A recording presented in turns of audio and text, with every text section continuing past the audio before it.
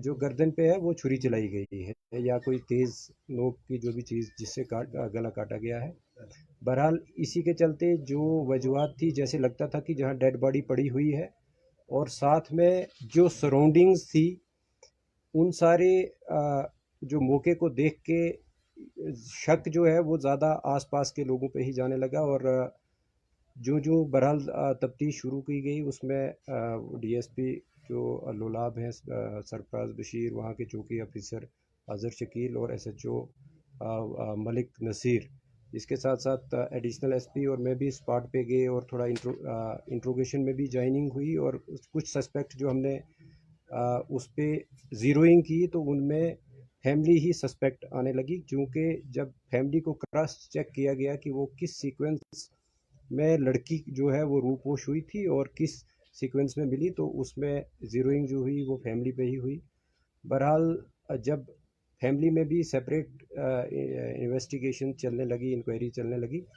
तो लड़की का बाप जिसका नाम मोहम्मद इकबाल खटाना है वो हमारा प्राइम सस्पेक्ट लेके उसमें तफ्तीश में आने लगा। और जब उसको अच्छे तरीके से जब क्रॉस क्वेश्चनिंग और बाकी तफ्तीश के जो जितने भी मवाद हमारे पास थे उनसे जब कन्फ्रंट किया गया, तो उसने कन्फेस किया कि इस छोटी बच्ची जो कि मोहम्मद इकबाल की ही बच्ची है, उसका जो मर्डर है वो उसने खुद किया है, बाप ने किया है। और उसको हमने हिरासत में भी फार्मली अरेस्ट किया। और ये कहानी निकल के आई कि चूँकि ये जो इकबाल जो है अपनी बीवी से पिछले 1 साल से इनके बीच जो काफ़ी पर्सनल इश्यूज़ को लेके लड़ाई होती रहती थी, मैं तू भी होता रहता था, इवन फिज़िकल असॉल्ट भी होता रहता था। इसी शाम को जब 29 तारीख को जब इकबाल चूँकि पेशे से एक ड्राइवर है, गाड़ी चलाता है सूमो, वो घर लगभग 4:15 बजे के करीब जब घर आया, उसके बाद अपने उसने जो शाम के लिए जैसे गांव में होता है कि लकड़ी काटी जाती या दूसरे कोई और डोमेस्टिक काम जो है वो किए। और जब 6 बजे के आसपास काम ख़त्म करके फिर अपने घर में पहुंचा, तो बीवी के साथ दोबारा से उसका, क्योंकि उस सुबह भी उसका झगड़ा हुआ था और शाम को फिर से उसका काफ़ी लड़ाई हुई, आपस में बहस मुआवजा हुआ। और इवन कि उसकी वाइफ ने इसको स्लैप भी किया। तो इसी बीच में वो जो एंगर जो है उसका, वो अनकंट्रोल्ड एंगर जो आया, उसने चाहा कि वो अपने आप को मर्डर करता। बट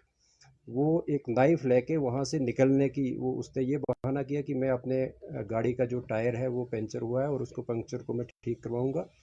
तो वो वहाँ से अपने घर से निकलता है, जिसको जाते वक्त उसके ब्रदर शौकत जिनका नाम है, इसकी वाइफ, उसके चाचा, वो सारे लोग उसको देखते हैं और उसका कज़िन जो है वो देखते हैं कि वो घर से निकल रहा है और छोटी बच्ची उसके पीछे चल रही है। और वो इतने में बच्ची जो है उससे कुछ पैसे 5 रुपये मांगती है, तो वो उसको 10 रुपये देता है। बट वो पीछे नहीं देखता है और बच्ची उसको फॉलो करती है, जिसको काफ़ी और भी हमारे पास गवाह हैं जिन्होंने उसको बच्ची को फॉलो करते हुए देखा। और वो गाड़ी में ही बच्ची जो है इकबाल के साथ बैठ गई। इसके बाद वो हार्डन की तरफ आया और फिर उसके बाद सीवर की तरफ, खुरामा की तरफ आया। और जहाँ पे गाड़ी में ही, चूँकि उसके बाद इफ्तारी का भी वक्त था और गाड़ी उसने एक आइसोलेटेड प्लेस पे लगाई। जब देखा कि लोग जो है वो क्योंकि इफ्तार के बाद रश भी कम हो जाता है, आजकल तरावी का वक्त होता है, और जो ही तरावी के लिए लोग निकल पड़े, तो उसने ये सोचा कि लड़की मेरे साथ है, अगर मैंने भी अपने आप को ख़त्म करना है तो इसका क्या करूं। और वो जो आउट ऑफ रेज जो है वो पहले बच्ची का गला घोंटा और बच्ची जो है उसकी डेथ जो है उसी में हो गई। और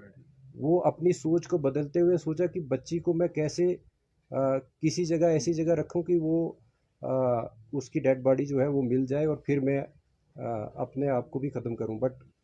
जब वो वहाँ पे डेड बॉडी को अपनी गोद में उठा के अपनी गाड़ी एक रोड के साइड पे लगाता है और वो इस शेड पे जहाँ पे आखिर में डेड बॉडी मिली है वहाँ पे रखता है। वहाँ पे चूंकि इसने पहले ही अपने आप को ख़त्म करने के लिए एक चाकू जो है अपने घर से लिया था, और उससे फिर अपने इस जो जुर्म को वो दूसरा रुख देने के लिए, ताकि इसका शक जो है दूसरे लोगों पे भी जाए। और वहाँ पे शेड में जो है वो अब इस बच्ची की डेड बॉडी को रख के उसके बाद इसका गला काटता है। और जिस मिकदार में अदरवाइज एक ज़िंदा आदमी का ब्लड निकलना चाहिए उतना नहीं उससे निकलता, वो आप हमने मौके पे भी देखा है। उसके बाद ये चाकू को धो के और अपने पास रख के फिर जाके अपनी गाड़ी को लाके हिस्ब मामूल जहाँ पे ये गाड़ी को रखता था वहाँ पे ही गाड़ी को दोबारा पार्क करके जब घर जाता है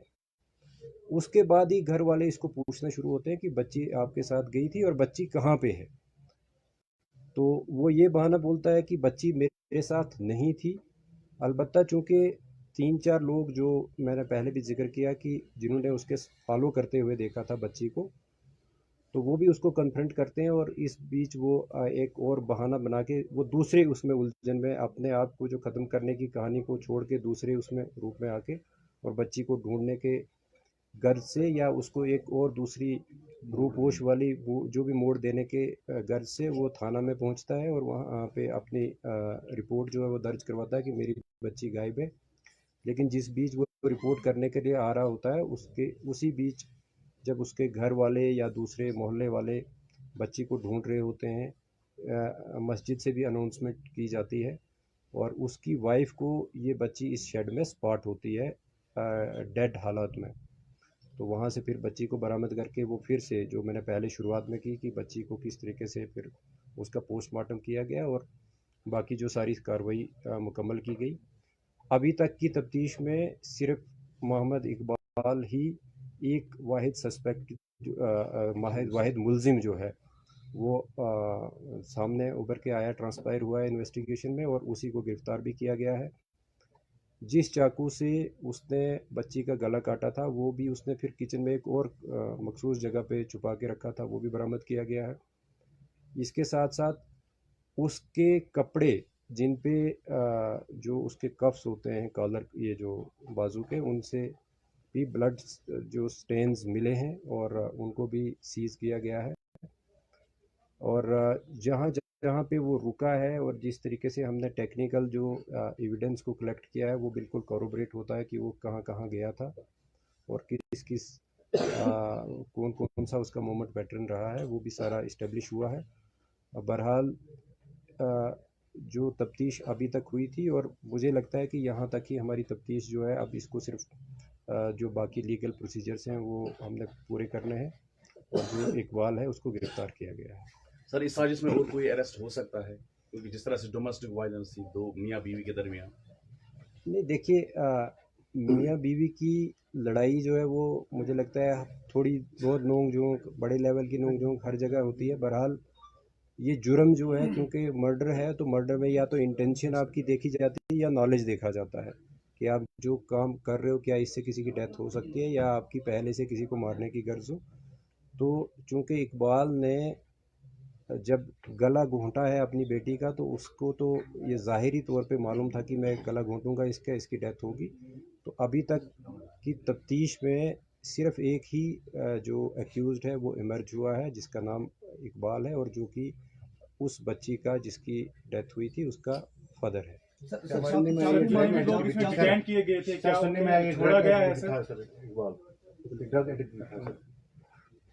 देखिए उस बारे में मैं ज़्यादा नहीं बता सकता कि ड्रग एडिक्ट था या नहीं था, बट चर्स वगैरह पीता हो तो उसका हम नहीं कह सकते हैं। बट जो सिंथेटिक ड्रग्स वगैरह के हवाले से टेस्ट भी करवाया गया है उसमें कुछ नहीं ऐसा आया है। क्या सर पुलिस के पास इतने एडुकेट एविडेंसेस है कि इसको प्रोसिक्यूट करके कैथलिक किरदार तक पहुंचाया जा सकता है? बिल्कुल, जो भी एविडेंसेस हैं चाहे वो सर्कमस्टेंशियल हैं या चाहे मटेरियल एविडेंसेस हैं वो सफिशेंट हैं कि ये केस एक बहुत अच्छा केस बना है और मुझे नहीं लगता कि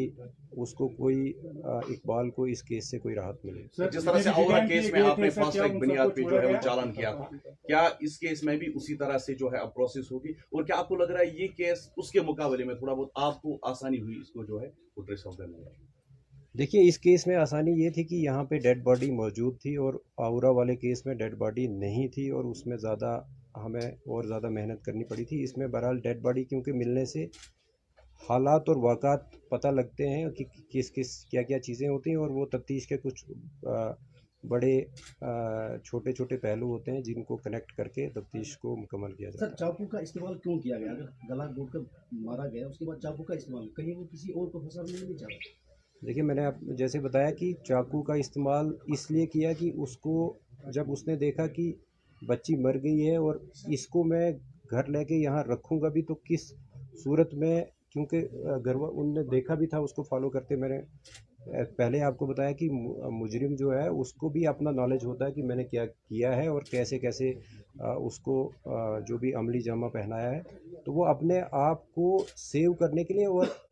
ताकि शक जो है बच्ची के मर्डर का, वो पड़ोसी चाहे उसका ब्रदर है उसके साथ भी उसके कोई ज़्यादा अच्छे रिलेशन नहीं थे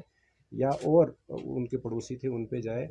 ताकि वो उसकी जो है स्किन जो है वो सेव हो सके। सर, क्राइम रेट्स बढ़ते जा रहे हैं, क्या कुछ अपील क्या रहेगी? वो जानती थी कि इकबाल ने ऐसा किया? प्रेस बैट की बात करें तो उसमें वो कह रही थी कि बिल्कुल उसको बचाने की कोशिश कर रही थी, तो उसको आया इस चीज़ की भनक थी कि इसी ने किया है इसका कातिल?